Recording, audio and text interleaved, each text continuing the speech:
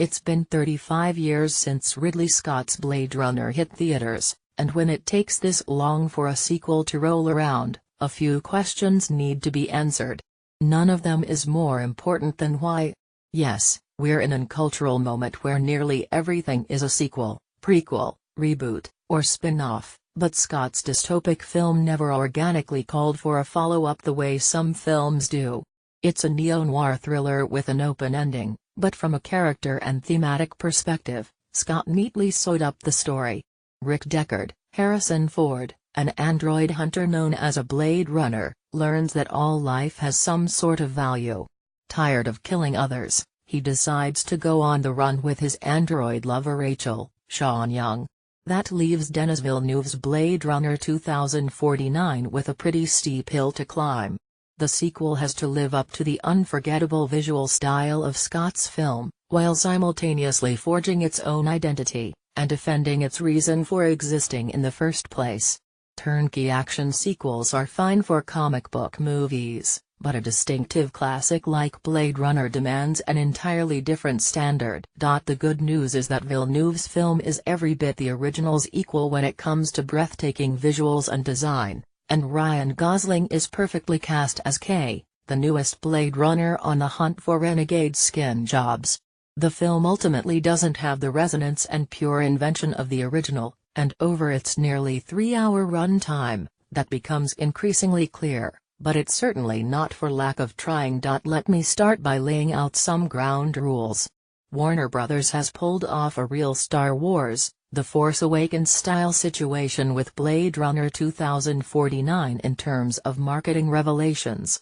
Most of the secrets of this film haven't even been hinted at in the trailers and ads thus far, and that's how I'm going to keep this initial review. A movie should have the opportunity to reveal its secrets on its own terms, preferably in the theater, so I won't be going into any plot details beyond what's been mentioned in the trailers and the opening title card of the film. After the film comes out, we'll dive in with more spoiler-heavy pieces, but if you want to read something that won't impact your theatrical experience, this is the review for you. As can be inferred from the title, the new Blade Runner takes place 30 years after the original. The Tyrell Corporation, which built the first androids, has come and gone, but a new company, run by a new genius with a god complex, has stepped in to take its place.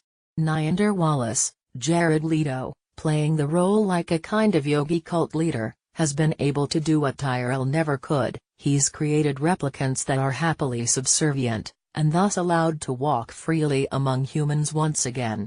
But there are still renegade units in hiding, and that's where Blade Runners like K come in. While retiring one old replicant, K stumbles upon a mystery that has the potential to permanently change the way people think about humans and replicants. It's impossible to discuss Blade Runner without touching on its aesthetics, and the trailers for this film simply haven't done it justice.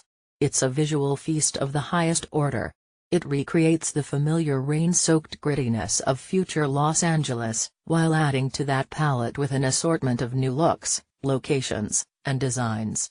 Concept artist Sid Mead, whose work was so elemental in the original film, was one of many artists to collaborate with Villeneuve and production designer Dennis Casnor, and the result is a world that looks like a legitimate extension of the one Ridley Scott envisioned so many years ago.